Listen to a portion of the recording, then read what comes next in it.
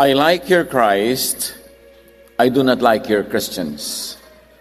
Your Christians are so unlike your Christ. Sabi ni Mahatma Gandhi, isang great thinker, a great person, a great humanist. Bakit gusto niya si Jesus pero ayaw niya sa mga Christians? The Jesus Christians should be. Father, we thank you that we have your Son Jesus as our model, as our teacher. Teach us to understand his personhood, his teaching, so that we can be like him, not like anyone else. Lead us, teach us, correct us, Father. Heal us. In the name of Jesus we pray. The Christians should be like Jesus. That's obvious. That has not always been. Maraming mga tao na hindi sila lumalapit sa Panginoon dahil naiilang sila sa mga relihiyosong Kristiyano. Halos 100 taon na mahigit ang evangelical Christianity sa Pilipinas, pero ang konti-konti pa rin ng mga matatawag mong Bible-based Christians, Jesus followers. Anong dahilan? The problem should not be with Jesus, but with the followers of Jesus who do not correctly represent him. Matthew 23, 1-4, madalas nating binabasa dahil pinaka-madiin na katuroan ni Jesus sa mga bagay na ito tungkol sa religious climate of his time and the religious leaders of his time. Matthew 23, 1-4. Then Jesus said to the crowds and to his disciples, "The teachers of the law and the Pharisees sit in Moses' seat," which means they have power. "So you must be careful to do everything they tell you, or you are compelled to obey their words because they have power.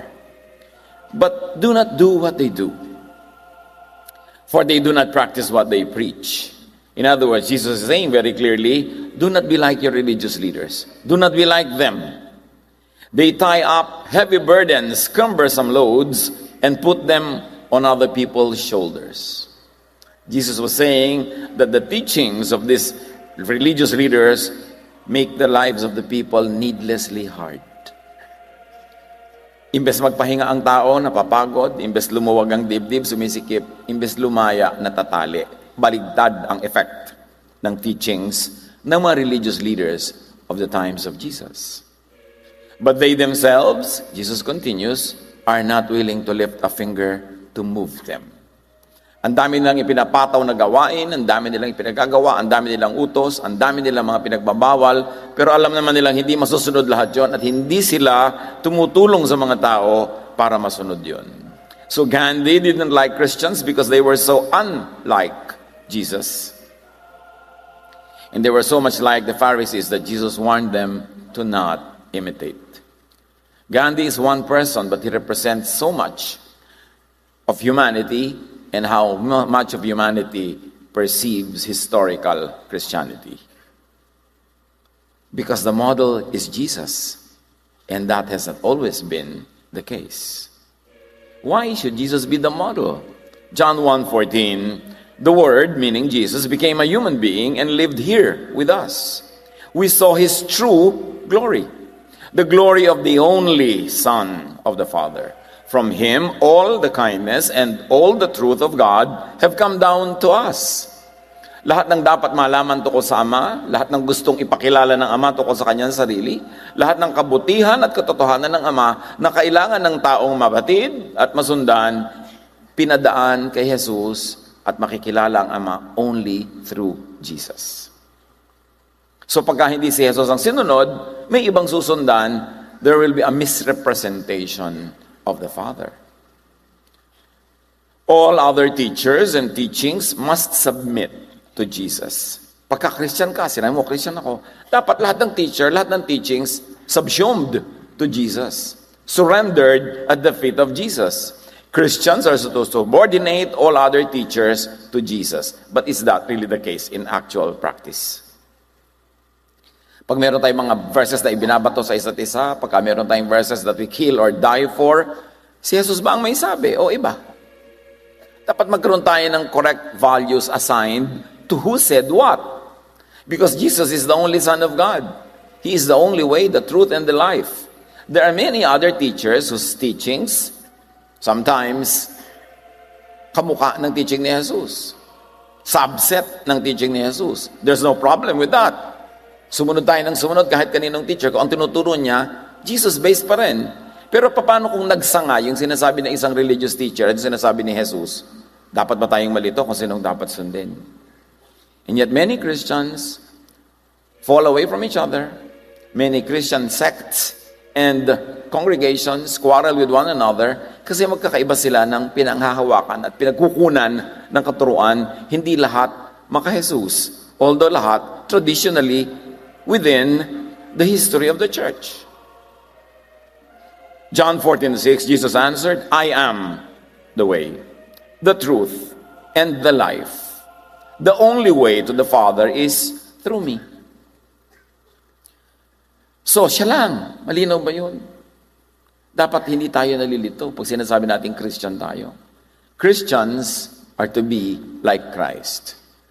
At yun ang sinabi ni Gandhi, I like your Christ. Christ is great. I love Christ. But you Christians, sabi ko, you are so unlike your Christ. So I do not like you. Yun ang masakit na komentaryo ng taong ito, which is only a crystallization of the attitude, beliefs, and opinion of many others. 2 Corinthians 3:18, and we all are being transformed into His image with ever-increasing glory. So that is the purpose of our walk with God, to be more and more like His Son, Jesus. Christians are to grow into Jesus-likeness, not into Pharisee-likeness.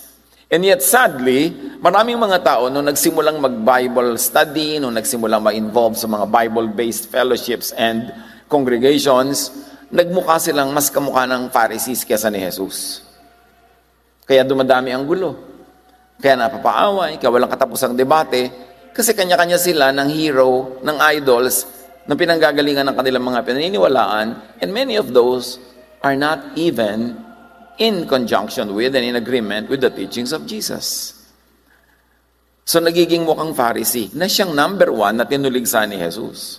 The challenge really is to know Jesus apart from historical, traditional Christianity. Pag sinabi mo kasi kayong Christianity with 2,000 years plus of history, hindi ibig sabihin ang lahat ng laman nun, Jesus. Kasi sa simula pa lang ng early Christianity, marami nang pumasok na hindi Jesus ideas. When the teachings of Jesus began to be followed by some Jews, they could not forget their Jewish background. So the Jews that became Jesus, followers, were also divided. Merong, forget na our pagiging Jew at magiging Jesus na lang tayo. Meron namang, no, kailangan maging Jewish tayo at the same time follower ni Jesus. And then at the same time, there are people who believed in Jesus who were not Jewish at all in background. They were Gentiles. So they came from another kind of culture and then they have become Christians. And then within the Christian community, nagkaroon ng maraming tension because the Jewish people who have become Christians would insist that the Gentile Christians would become Jewish first, then they can become Christian. So pag simula pa lang ng Christian history, may mga humalo na agad. At nasa Book of Acts lahat yan, recorded. And in the many other epistles. May conflict na sila nun pa.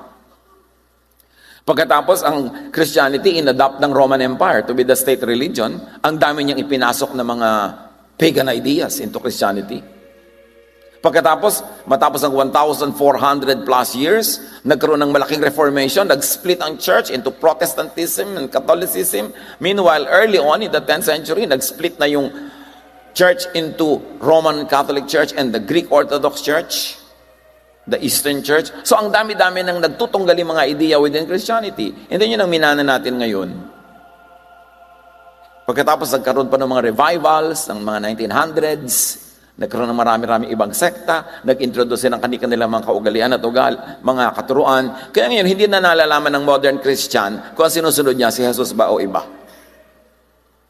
At yan ang mitya ng napakaraming mga conflicts. So the challenge is to know Jesus apart from historical traditional Christianity, because traditional historical Christianity has not always been Jesus-based and Jesus-focused. So the important thing to do is to get reacquainted with Jesus alone and to imitate Jesus alone. And to be like Jesus, we should know what Jesus is and what Jesus is not. Kaya isa-isahin natin ang a few basic things and review ourselves kung kamukha tayo ni Jesus sa department na yan or not. First of all, Jesus is not self-righteous and judgmental. Tayo ba? Self-righteous, judgmental. Pag may nakita tayong kapwa mananampalataya kay Jesus pero may kakaiba siya ng mga detail ng kanyang pag-express ng pananampalataya, label ba natin agad na demonic, wrong, etc., etc. Matthew 7:1, sabi ni Jesus, do not judge. So, magkakasama na doon yung do not judge the unchurched, do not judge those within the church, and do not judge those within many different various sects or churches. Pero main teaching ni Jesus yan, do not judge. The woman caught in adultery were going to be stoned to death by the people of the community because they had verses from the Old Testament na sinasabing dapat batuhin mo para mamatay. Pero hindi pinabato ni Jesus, meaning Jesus softened the application of all these teachings. Kaya siya ibinadala ng Ama, pinabait ang spirituality. At tapos, nung nag-alisa na yung mga tao, sabi ni Jesus sa babae, where are those who were accusing you? Wala na po sila. Nag-uwian na. Sabi niya, okay, I will not accuse you either. I will not judge you. Go home and live your life of sin. Pero hindi niya dinudge. Sabi niya, baguhin mo buhay mo para matahimik ka. Jesus is not sectarian or congregational. In fact, nung nandun si Jesus, wala pa naman mga sekta. So yung mga tao, si Peter, si Mary, hindi sila Katoliko, hindi sila Protestante, kasi wala pa lahat yun nung panahon na yun. Later on lang yun, nagkaroon ng ganong identity. So we should not backpedal and backproject to the times of Jesus all the different denominations that were born much, much later. So wala dapat mag-claim sa kanila. Pero siyempre, kanya-kanyang claim para magmukhang sila yung tama at totoo. But Jesus was never sectarian, but His disciples, at least some of them, were. Right at the beginning. Mark 9:38-40. Sinabi sa kanya ni Juan, Guro, nakakita po kami na isang taong nagpapalaya sa mga demonyo sa pamamagitan ng inyong pangalan. Pinagbawalan namin dahil hindi natin siya kasamahan. Ngunit sinabi ni Jesus, huwag ninyong pagbawalan, sapagkat ang sinamang hindi laban sa atin ay panig sa atin. Early on, merong mga nagpapalaya sa masasamang espiritu. Di ba magandang gawin yun? Lumalaya yung mga tao. Tapos sa pangalan naman ni Jesus, hindi naman sa pangalan ng iba. Di ba ang ganda? Pero pinigil ng mga disciples kasi hindi member ng kanilang exclusive group. Nung paman may ganyan na, tayo lang ang dapat, tayo lang ang pwedeng gumawa niyan, tayo lang ang pwedeng magbautismo, tayo lang ang pwede. Sabi ni Jesus, no. Pag hindi gumagawa ng laban sa mga ginagawa natin, ibig sabihin kakampi natin yan, huwag niyong awayin. John 10:16. Dahil yung mga Israelites, akala nila sila lang ang anak ng Diyos. Tapos yung mga Israelites na naging Christian, akala nila sila lang ang pwede maging Christian. Sabi ni Jesus, I have other sheep that are not of this sheep pen. Di lang kayo. I must bring them also. They too will listen to my voice, and there shall be one flock and one shepherd. So sinabi niya, hindi lang kayo. Marami na anak ng Diyos at maraming dapat ipunin para magkaroon lang ng isang pamilya ng Diyos. Obviously, Jesus is not exclusivist nor separatist. Kumusta naman tayo? Ganun ba tayo? Tayo lang ang papakasalan ni Jesus. Tayo lang ang bibigyan niya ng luwalhati. Tayo lang ang tama. Lahat yan dagdag na ng mga tao kasi nung dumating ang panahon, nag-aagaw-agawan sila ng member. Siyempre, para maging attractive ka sa member, dapat sabihin mo ikaw lang yung tama para hindi mo nais mo lahat ang mali para sa iyo pumunta. Pero hindi ganon si Jesus. And Jesus is not dogmatic. Yung iba sasabihin nila, there's a verse that I know. God said it, I believe it, that settles it. Wala nang usapan. Kaya nag-aaway-away ang mga tao. But even the Lord softened the application and interpretation of many verses in the Old Testament. For instance, Matthew 5:43-44. Sabi ni Jesus, you have heard that it was said, love your neighbor and hate your enemy. So there is hatred. But I tell you, love your enemies. So love ang ina-emphasize ni Jesus. Sinasabi niya, may mga verses kayong makikita, sabi hate your enemy, kaya kayo hateful. Pero ako na nagsasabi sa inyo, I am the Son of God. I was sent to be the truth, the way, and the life. Love your enemies. So hindi nabura yung hatred. Pero ngayon, meron pa ring fans ng hatred na yun, merong fans ng love, kaya nag-aaway-away. Nakakalimutan nilang si Jesus is the measure of all things. And when Jesus softens an application, we soften it. When Jesus modifies to another time and another culture the application of a teaching long ago in a faraway place and faraway time, then we follow because Jesus is Lord. In the name of Jesus, every knee will bow in heaven, on earth, and under the earth. So dapat susunod tayo kay Jesus. Huwag malito. And Jesus is flexible. Even on the Sabbath.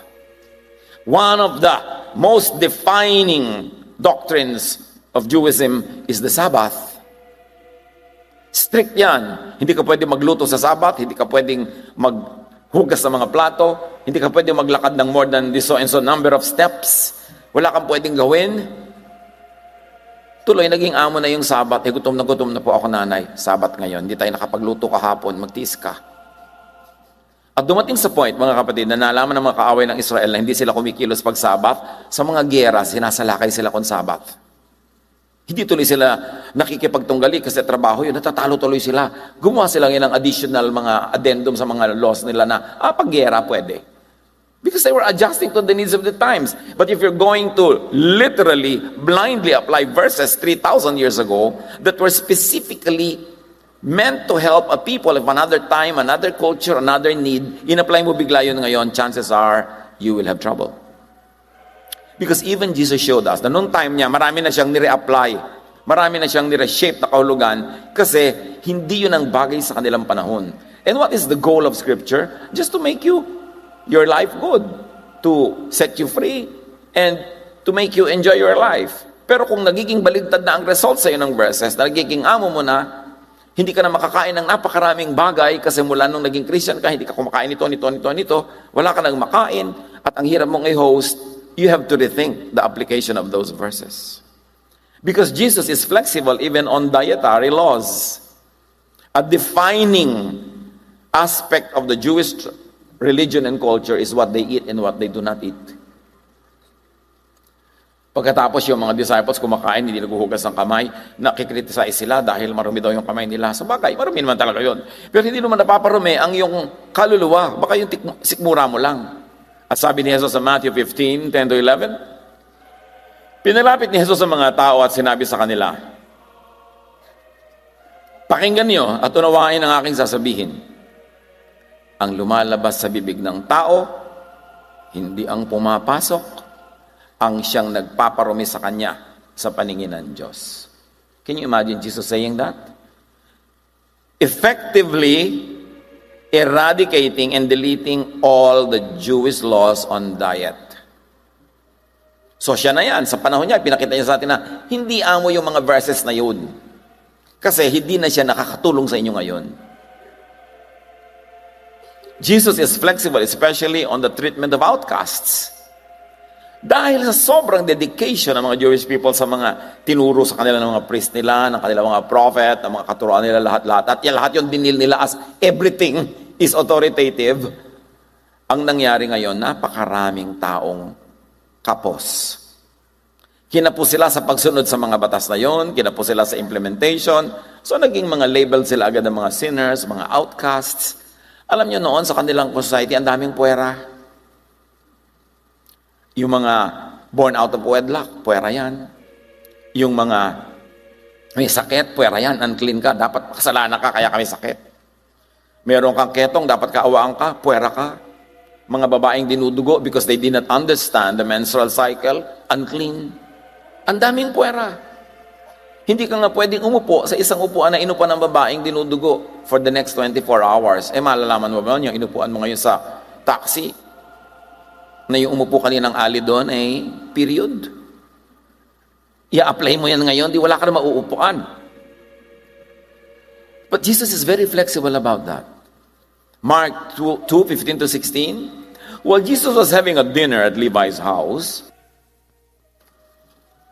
many tax collectors and sinners were eating with him and his disciples, for there were many who followed him. You see, Jesus was very attractive to the so-called sinners, because he was not judging them.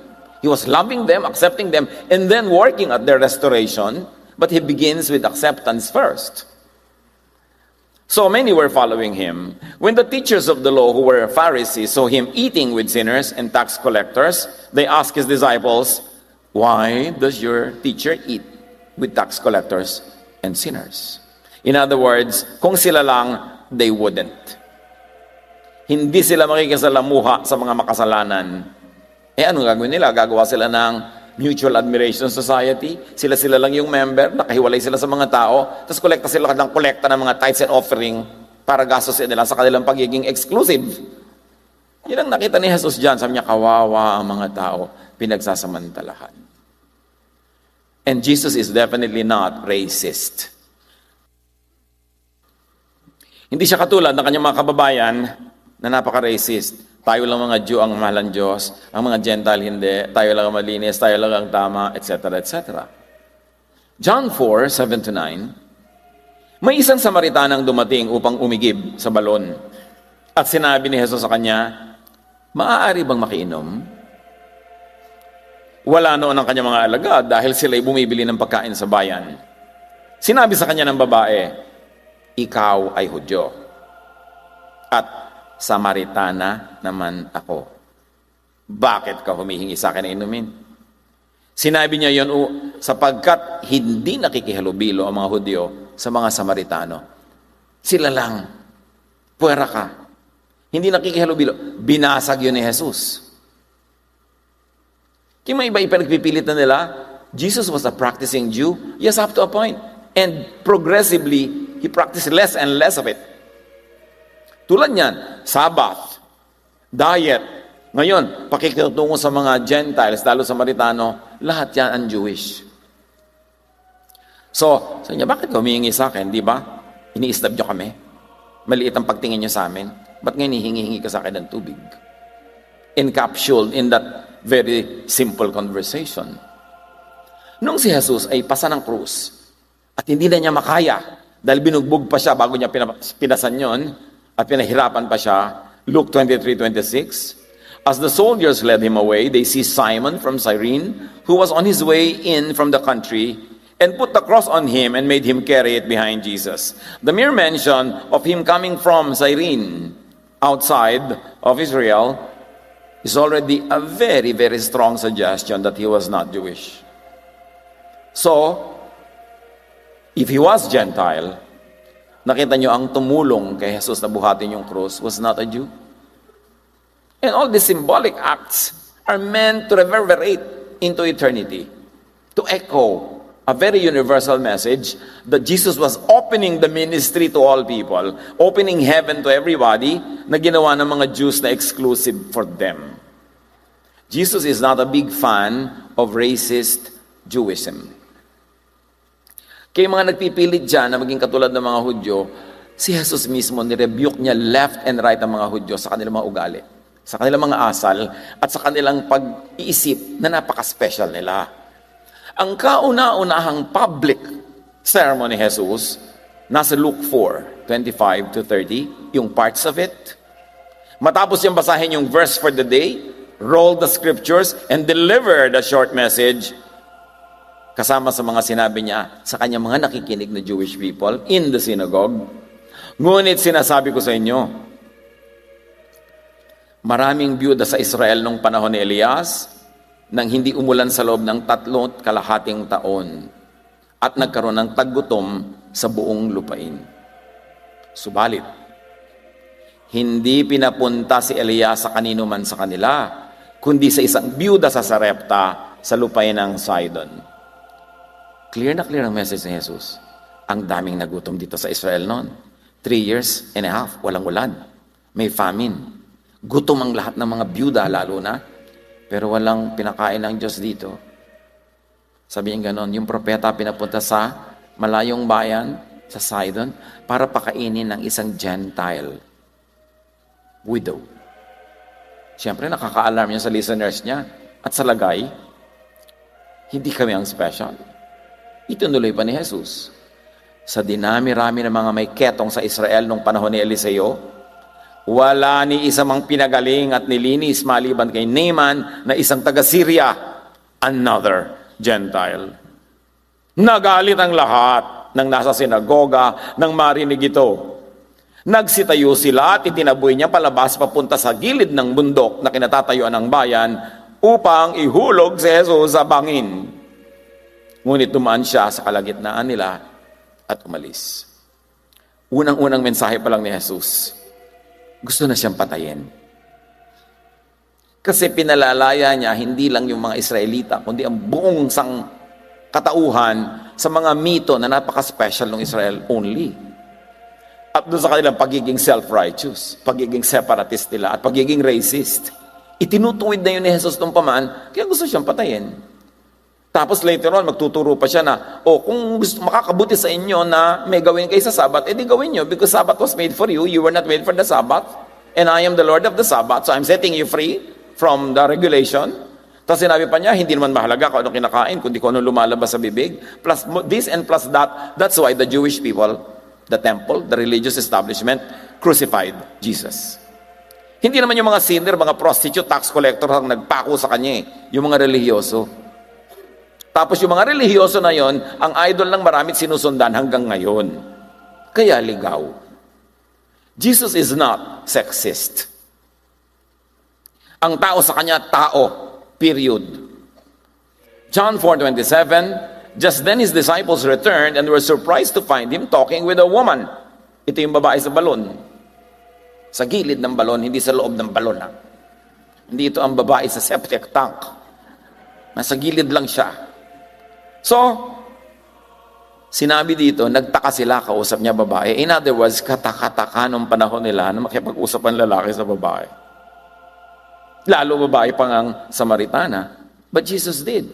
He was breaking social walls. He was breaking racial walls. He was breaking denominational and even doctrinal walls because he was setting humanity free from suffocating religion.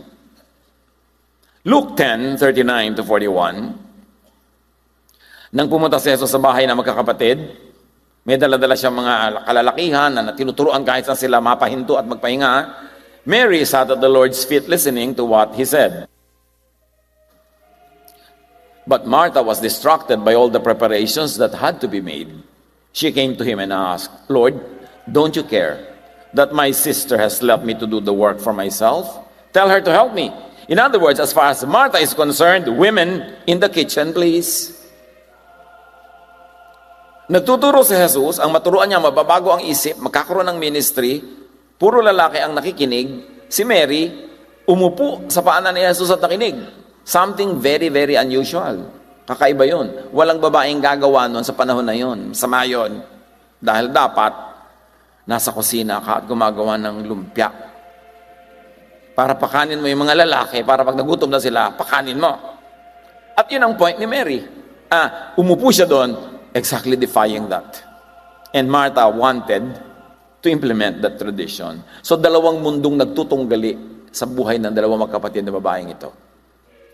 Martha, the Lord said, Mary has chosen what is better. That is to sit with the men and study. And it will not be taken away from her. Kahit na as recently as a few years ago pa lang, baka hanggang ngayon nangyayari pa sa mga probinsya, yung mga magulang ayaw pag-aralin yung mga anak ng babae. Lalaki lang mag-aaral. Kasi mag-aasawa lang yan. Sa kanila yung mga babae, paanakan lang. Kailangan yung mga lalaki nilang mag-aaral. Hanggang ngayon, ang lagi natin dapat ituro sa bahay, pag may mga batang lalaki, teach them how to become good fathers and good husbands. Kasi pag nakinig kayo sa lahat ng problema ng tao sa Pilipinas halos, 4 yata out of 5 babae, iniiwan ng asawang lalaki. Tapos iniiwan na may mga anak na papalakihin, bahala ka na sa buhay mo. Mga girlfriend na bubuntisin, tapos iiwan, bahala ka na sa buhay mo. We must teach our men to become men. Because forever, boys. Sa maraming mga bahay, yung mga batang lalaki, basketball to death. Maghapon, uuwi, tututog ang mga medyas sa dumi, lalaban ni ate. Tapos pagod na pagod, aakyat, anong pagkain? Nagluluto si ate, tsaka si nanay. So you will create another generation of spoiled men who will become irresponsible husbands. Ganun na nangyayari. Itong mga irresponsible husbands ngayon, pinalaki ng mga nanay nila yan na ganyan. 80%. May mga 20 naman na nagpapalaki ng tama, di ba? Pero saan galing lahat yan? Di ba nakikita ka nila sa bahay nila eh. Among-amo yung mga tatay, yung mga nanay, chimay. So, uulitin lang nila pag sila na may mga sariling asawa. Pero sabi ni Jesus, no. It will not be taken from her. She likes to learn with the men, she will do that. That is the better choice, Martha. Sabi yun ni Jesus. O sino sa inyo ngayon ang gusto pumatay kay Jesus? Dahil sinasabi niya yun. Pinapalitan niya yung power structures. Pinapalaya niya lahat ng api. Kahit sino pang api yun. Luke 8:1-3. After this, Jesus traveled about from one town and village to another, proclaiming the good news of the kingdom of God. Good news, Hindi bad news. Good news. The 12 were with him, and so were some women. These women were helping to support them out of their own means. These were the Jesus women. The women in the Jesus ministry. They are learning, they are learned, they are capable, they could support ministries. Hindi sila nakaasa, nakasandal sa lalaki. May mga sarili silang hanap buhay, marunong silang kumilos para hindi sila naaapi. And do you imagine what it means for you to leave Galilee, travel with Jesus all the way to Jerusalem? Malayo yon. Ilang linggo yan? That means that they have managed their households well, that even though they leave the kitchen, their household runs well. Hindi ka kailangan matali dyan forever kasi may buhay ka, may talent ka, may career ka dapat, at may ministry ka. Pero time management lang yan. Hindi kailangan pabayaan yung isa dahil sa isa. Pero hindi sila nagpatali sa kusina. Hindi masama na matali sa kusina kung chef ka. Pero kung buong buhay mo yun na lang yung ginagawa mo sa buhay, hindi yun baliwala. Mahirap nga yun eh. Pero paano naman yung mga ibang calling sa'yo ng Diyos? Yung mga talent na binigay sa'yo, hindi na ma-develop yun? Napakahalaga. Maraming mga babae uubusin ng kabataan, kasariwaan at kagandahan, kagigisa. Tapos pag naglaylayan na ang lahat ng anatomy nila na tinatawag ng mother gravity, iiwan na sila ni husband, ipapalit 14. So yun na naman ngayon ang tatanda na naggigisa-gisa, paulit-ulit lang. Jesus was liberating women from all this. Jesus was not anti-men, He was anti-slavery of any form.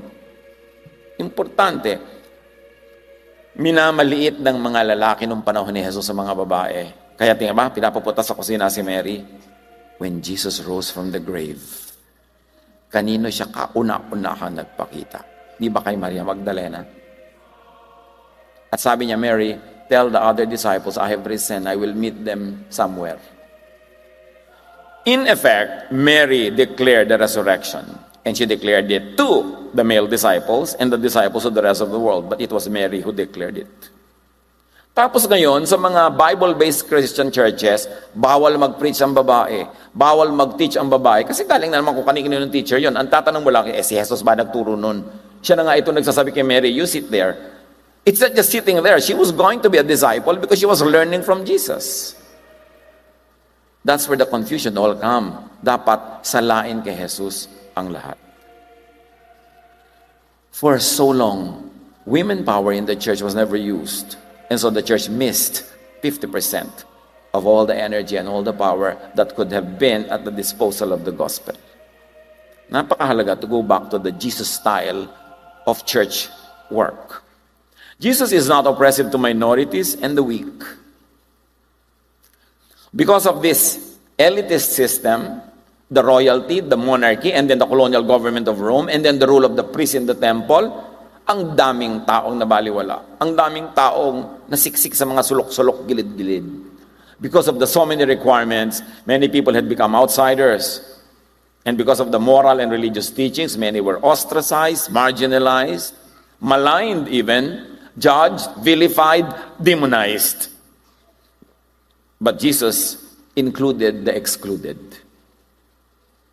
Kaya yung mga puwera, yun ang isinali. Even God, in the Old Testament, pinakain niya ang propeta by ravens. Mga uwak, birds considered unclean, were used by God to feed the prophet. So kita nyo doon, masyadong maselan yung mga religyoso, but not God. Yung mga taong naliligaw ng landas, ipinakausap ng Diyos through a donkey. Pati donkey, ginamit ng Diyos na magsalita. Lahat ng gustong gamitin ng Diyos, gagamitin niya. Si Jesus, Ganon din. Kaya, yung demoniac, yung maraming espiritong nanahan sa kanya, pinaalis ni Jesus, sabi niya, go home, tell the people how much God has had mercy on you. So ginawa niyang spokesperson itong taong ito. Sa Mark 14, 12 to 13, nung maghahanap sila ng lugar to do their important meal, the Passover, Jesus' disciples asked him, where do you want us to go and make preparations for you to eat the Passover? Hindi nila alam kung saan sila pupunta. Wala naman silang lugar eh. Para silang tayo. No? Palipat-lipat, papunta-punta doon. Kaya tanong nyo, saan tayo magwa-worship sa Sunday? Sabi ni Jesus, eto. So he sent two of his disciples, telling them, going to the city, a man carrying a jar of water will meet you. Follow him. It seems to be a very innocent instruction, but men usually did not carry jars of water. It was the women's work to carry jars of water. Kahit sa lahat ng ancient tradition, makikita niyo mga picture, mga drawing, mga babaeng may sunong na banga, umiigib sa balon. Kahit sa Pilipinas, kahit yung babae ng Kalambanga legend, di ba? May daladalang banga. But for a man to carry a banga is a feminine thing. It's not masculine. So medyo kakaiba yung example na ito. Tapos siya pa yung ginamit ni Jesus to lead the men, the disciples, to where they should go. It was not the normal, but Jesus dignified and included and enlisted the ministrations of this unique person. Unlike many Christians in history and even today, Jesus is not fond of Pharisees and Pharisees. Kaya ang pinakamatindi niya, pinakamabagsik na teaching, nasa Matthew, at sinabi niya, kahabag-habag kayo, mga tagapagturo ng kautusan at mga pariseo, mga mapagkunwari. Hinahadlangan ninyo ang mga tao upang hindi sila makapasok sa kaharian ng langit. Hindi na nga kayo pumapasok, hinahadlangan pa ninyo ang mga nais pumasok. So sinasabi niya, religious lang kayo. Kayo yung official religion, pero hindi kayo pumapasok sa kaharian ng langit. Nasa labas kayo. At dahil nasa labas kayo, lahat ng follower nyo nasa labas din. Kasi hinahadlangan nyo silang pumasok. Be it physical, spiritual entry into heaven or an emotional, psychological entry into heavenly feelings of peace, of bliss, of joy, pareho yon na hinahadlangan ng religiosity nila. Because sa dami ng bawal nila, wala makasunod, lahat tuloy, hindi pwedeng makarating sa langit nila. Inuubos niyo ang kabuhayan ng mga byuda, noon hanggang ngayon, maraming ganyan religion ang huhot-hot. Inuubos ninyo ang kayamanan ang kabuhayan ng mga byuda at ang idinadahilan nyo yung pagdarasal ng mahahaba. Dahil dito'y lalo pang bibigat ang parusa sa inyo. Alam nyo mga kapatid, kahit dito sa atin, may mga very well-meaning widows, gusto nilang i-donate yung lote nila sa church. Kung tinanggap ko lang lahat yan, pinagdugtong-dugtong, makakagawa tayong airport. Lagi ko sasabihin ng, ibenta nyo yan, magbiyahe kayo, magpakasarap kayo, mag-spa kayo, dahil naubos na ang lakas nyo, kapapalaga sa mga anak nyo, tingnan nyo, ganyan, magpa-facial kayo, gastusin nyo yung pera nyo, huwag nyo na i-donate sa church, re-rent na lang tayo. Pero uubusin mo yung mga pera nila, at kung gusto mo silang pagsamantalahan, talaga magagawa mo yan. At sabi ni Jesus, inuubos nyo ang pera ng mga byuda, hinuhututan nyo sila, tapos dadasalan nyo na mahaba. Nilalakbay ninyo ang karagatan at ginagalugan ang buong daigdig. Makahikayat lang kayo ng kahit isang hentil sa pananampalatayang Hudyo. Gusto nyo mag-convert. Ngunit, kapag ito'y nahikayat na, ginagawa nyong masahol pa at lalong dapat parusahan sa impyerno kaysa sa inyo. You see the damage? Sabi ni Jesus, lahat ng nadarating ng teachings nyo, sumasama. Pinasasama nyo. Ginagawa niyong judgmental, ginagawa niyong separatist, ginagawa ninyong self-righteous, ginagawa niyong troublesome, troublemaker, mahilig magdebate. Sabi ganoon, so, mas doble pa ang nagiging pagka-impyerno ng buhay nila kesa sa inyo. Kahabag-habag kayo, mga bulag na taga-akay, mga bulag, mga hangal. This is Jesus' teaching. Nagbibigay kayo na ikasampung bahagi ng maliliit na halaman, mga type, pati halaman, pinagtatype nila yung mga dahon. Ngunit kinaliligtaan naman ninyong isagawa ang mga mas mahahalagang turo sa kautusan, ang katarungan, ang pagkahabag, at ang katapatan. Dapat ninyong gawin ang mga ito nang hindi kinakaligtaan ang ibang utos. Mga bulag na taga-akay, sabi ni Jesus, sinasala ninyo ang kulisap sa inyong inumin, ngunit nilulunok naman ninyo ang kamelyo. Major of minors, pinapalaki nyo ang maliit at binabaliwala nyo yung tunay na malaki, which is the doctrine of love. Nililinis niyo ang labas ng tasa at pinggan, ngunit ang mga yun ay puno ng kasakiman at pagiging makasarili. Bulag na pariseyo, linisin mo muna ang nasa loob ng tasa at pinggan at magiging malinis din ang labas nito. Kaya linisin niyo muna mga kalooban nyo, ang gaganda ng uniform nyo, ang gaganda ng mga gupit nyo, mga patilya nyo, niro-rollers pa. Ayos na ayos kayo, pero bulok ang inyong kalooban. Sabi ni Jesus. Ang katulad nyo yung mga libingang pinaputi, magaganda sa labas, ngunit ang loob ay bulok at puno ng kalansay. Ganyan kayo. Sa paningin ng tao ay mabubuti, ngunit ang totoo ay punong-puno kayo ng pagkukunwari at kasamaan. Jesus saying this against the official religious leaders of His time. Hindi yan yung mga kolorom sa sulok-sulok, gilid-gilid. This were the institutionalized teachers. And Jesus is not a believer and endorser of just about every prophet and teacher. Mark 7, 6-8. Kausap na naman niya mga prophets and religious leaders. Sinagot sila ni Jesus, mga mapagkunwari, tama nga ang sinabi ni Isaiah tungkol sa inyo ng kanyang isulat, ang paggalang sa akin ng bayang ito ng Israel ay pakunwari lamang, sapagkat ito'y sa bibig at hindi sa puso bumubukal. Walang kabuluhan ang kanilang pagsamba. Imagine, samba sila ng samba.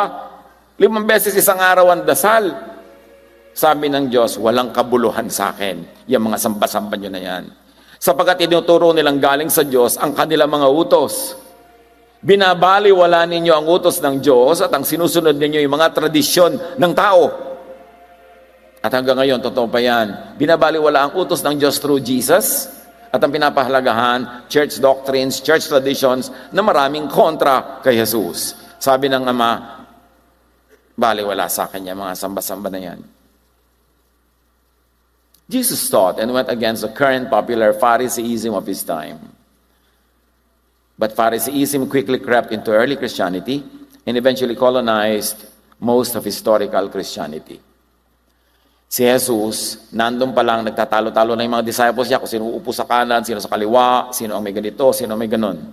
At ang pagbalik niya sa Ama, nanaigang napakarami mga leaders with Jewish background, with other background, with Gentile background, at sila ang mga naging leaders. In the last 2,000 years, ang dami nang naidagdag ng church sa mga tradisyon ng simbahan na un-Jesus. Kaya kunwari, sa cover ng simbahan o nung anumang worship place, Christian yon. Pero pagpasok mo sa loob, halo-halo kung sa kaninong mga ideya ang umiiral doon. There is so much needless burden and suffering, divisions and quarrels and fights and wars, cruelty, violence, and even murder in the name of God. Just look at history. Kung gaano karami na mga namatay, killing each other, Christians, kakaibang sekta lang, in the name of God. Nung panahon nila Pedro, ang aga-aga pa, buhay pa sila Pedro, inaagaw na ng mga Jewish Christians yung Christianity at gusto nila yung mga Gentile Christians na hindi naman Jewish, kahit matatanda na ay magpatuli pa. So, malaking pagtatalo yon. Can you imagine the whole world was going to war because of some foreskin? Pagkatapos nila magtalo-talo, tumayo si Pedro, Acts 15:10. Bakit sinusubok ninyo ang Diyos? Bakit ninyo inaatang sa mga mananampalataya or Gentiles ang isang pasaning hindi na kayang dalhin ng ating mga ninuno at hindi rin natin na kayang pasanin? Sabi ni Pedro, magpakatotoo tayo. Ang ating ancestors hindi nakasunod sa lahat ng religious laws natin. Tayo sa panahon natin, hindi rin tayo nakakasunod. Jew tayo. Yung Gentile na nagiging Christian, gusto niyo pang gawing Jew? Dadami lang ang guilty. Dadami lang ang kapos. Saan yun nun? Bakit ginagalit nyo ang Diyos? At ito ang mga Kristiyanong nakita ni Gandhi. Surely may nakita rin siya mga tama, magaganda, pero karamihan, ito. Kaya nasabi niya in generalization, I like your Christ, I do not like your Christians. Your Christians are so unlike your Christ. Sabi ni Mahatma Gandhi. Anong mga magagandang ugali natin ang pinasagwa dahil ang akala natin yun ang gusto ng Diyos mula nung natuto tayo ng 5 verses? Gaano karaming pakikipagmabutihan, pakikipagkapwa sa ating mga kamag-anak, kaibigan ang naputol rudely just because we claim that we have become biblical Christians.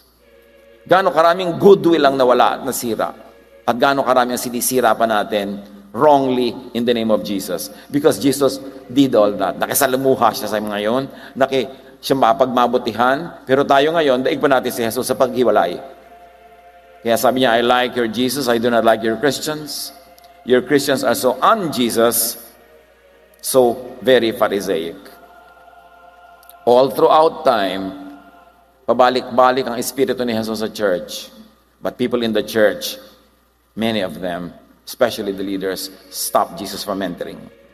Tulad ng nasa simplified drawing na ito na hiniram natin kung saan. Sabi ni Jesus, papasukin niyo ang Jesus-ness, doon sa loob, mga Pharisee-ness, kung ano-anong ness. Sabi niya, kung papasukin si Jesus, may iba. So siya ay puwera sa church niya. Bring Jesus back into Christianity. Tulad ng bring Jesus back into Christmas. Kasi nawala na si Jesus sa Christmas eh. Akala nga ng mga bata, ang Savior talaga si red-nosed reindeer. Nandiyan na si Dasher, Dancer, and Prancer, and Vixen. Kilala lahat yan. Pero si Jesus nasan? Walang-wala na si Jesus sa mga Christmas celebration. Yung magkakautang-utang ka para ka lang magregalo sa Pasko. Ang Jesus yan, ha? Dapat live within your means. Para hindi gumugulong yung isip sa dami ng bayarin. At napaka-konsentidor ng mga credit card. 3 years to pay. O baka noon magtakbuhan kayo doon sa 3 years to pay para doon umutang. Yung bumili ka na ngayon, pay 3 months later. Di ba? Alam nyo yung mga ganyang kumpanya, yung nagpapautang, ang bait-bait lang yan ng sales group. Pero yung collection group, nakatanggap na ba kayo ng collection letter? Kung gaano nakarude, may hinihiya ka pa sa internet, no? At meron pa nga yun sila mga agent na nakamotorsiklo, paglabas mo ng bahay nyo, kahit alas 3 ng umaga, nakaabang na doon. Gaano karami na sa inyo nahagisan ng lambat? Nagbayad ka, di ba? So, huwag tayong utang ng utang, lalo hindi naman kailangan yung mga ganyang Pasko-Pasko na sobrang gastos. So, bring Jesus back to Christianity. Madalas, pag nakakakita ko ng mga religious events, religious activities, ang totoo naaawa ako sa maraming tao kasi exploited. Pagod na pagod, hirap na hirap. Tapos lahat ng pera nila naubos, kabibigay. Pagkatapos, hindi pa rin sila tahimik, guilty pa rin sila, masama pa rin sila. So anong napala nila? Parang ganito, papasok ka sa isang church, pag hindi Jesus-centered, ganito mangyayari sa'yo. Mabubulid ka. Mabuti pa huwag ka nang pumasok kasi nasa gilid ng bangin yan. Jesus is the rock. Dapat ando ka sa gitna, yung stable, hindi yung kada konti kasalanan mo, tagal na naman ang salvation mo. Bakit may Savior ka pa? So, lagi ka nagigilty, lagi ka natatakot. To become like Jesus in all of life, live by the all-in-one commandment, and law of Jesus, and that is love. Kung minsan nagbumukha na tayong hippie, kauulit niyang love na yan eh. Diba yun? Hindi naman tayong peace man, make love, di ganun ha. Pero ang point talagang love naman ng message ni Jesus eh. So ganito na lang, ano po bang tamang gawin? Anong gagawin ko sa ganito? Ang dami kong tanong na natatanggap na ganyan. Ganito na lang, loving ba? Kung hindi magiging loving yung method, yung application, at yung result, hindi Jesus yan. Kahit anong verse pa ang kainin mo. Dapat ang result, loving. Anong gagawin ko po? Teka, ano bang gagawin mo? Magiging bunga ba niyan? Peaceful ka. Rested. Hindi po. Hindi kay Jesus yan. Kasi sabi niya, I'll give you rest. So dapat natatahimik ang loob mo. Yung pinsan ko po, kababata ko, lumaki kami magkasama. Pero ngayon, ikakasal po siya. Born again na po ako Ikakasal po siya sa dati naming religion. Kinukuha po akong abay. Ano po bang gagawin ko? Di mag-abay ka. Kaya pa bang i-memorize yan? Kababata mo, pinsan mo, ikakasal, natatanggal ba yung kaligtasan mo kung papasok ka doon sa simbahan niya? Sino may sabi sa iyo, huwag ka pumasok doon? Sa palengke nga, pumapasok ka, sa supermarket, pumapasok ka. Sa simbahan nila, ayaw mo pumasok. Magtatampo na lahat ng kamag-anak nyo, kaibigan nyo, tapos mo persecution because of Jesus. Wrong. Yun ang mga dapat nating ayusin sa buhay natin, mga kapatid. Marami namatay yung lola, ayaw nilang makipagpunta doon sa lamay kasi daw may padasal. O edi magdasal ka kay Jesus, sumabay ka sa kanila. Maaagaw ba naman yung kung sino yung dasal mo, kung kay Jesus mo kinutok? Pero mga panglabas, yung ayaw mong pumunta doon, tapos lagi ka nasa parlor, chismis kayo na chismis doon kung mabuhay ng mga artista. Mga kaartehan ng mga born again kasi. Dapat, kay Jesus lang. So mga kapatid, gamitin natin ang paulit-ulit na sinasabi ko sa inyo, the Jesus filter. Any verse, any teaching, any tradition, salain nyo kay Jesus. What would Jesus say? What would Jesus do? At pagpasado, gawin nyo. Pag hindi, ilagay na lang sa file. Kasi baka yan yung Sabat. Inilagay na sa file ni Jesus eh. Baka yan yung dietary laws. Inilagay na niya sa file yan eh. Tapos ngayon, you kill and die for it. Masyadong outdated. John 13, 34 to 35. A new commandment I give you, love one another. As I have loved you, so you must love one another. By this, not by doctrine, not by costume, not by looks, by this, if you're loving, everyone will know that you are my disciples. If you love one another. Dear God, teach us how to apply this in our lives. Ipaliwanag mo sa amin, Panginoon, kung anong mga bahid sa amin ng mga katuroang hindi galing sa iyong anak na si Jesus, at maituwid namin ang aming mga buhay, lumaya kami at makapagpalaya rin kami sa aming kapwa. Turuan mo kami, Lord, to be loving with responsibility, not to be reckless, not to be careless, but to be loving above all. And teach us how to internalize this and to apply this in our lives. Pagbulay-bulayan natin, sumandali.